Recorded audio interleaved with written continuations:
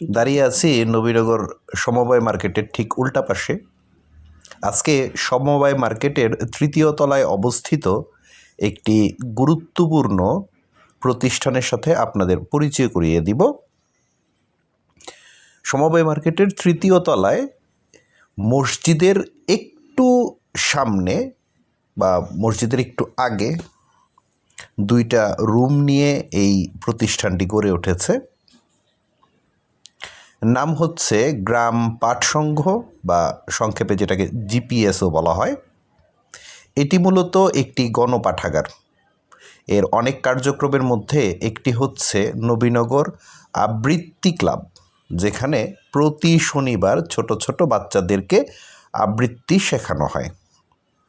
প্রতি শুক্রবার ছোট ছোট স্কুলের ছেলেমেয়েরা এখানে পড়তে আসে, বিভিন্ন ধরনের বই পড়ে এবং সেই বই থেকে তারা বইয়ের রিভিউ করে।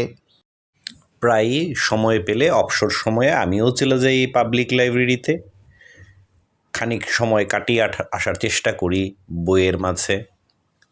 মাঝে মধ্যে কিছু বইও বাসায় নিয়েও আসি, তারপর আবার জমা দিয়ে দিই। আসতে পারেন আপনারা প্রতি বিকেলবেলা 4টা থেকে 7টা পর্যন্ত সমবায় মার্কেটের 3 তলায় জিপিএস গ্রাম পাঠ সংঘে। খানিকটা সময় পার করুন বইয়ের সাথে, আপনাদের ভালো লাগবে।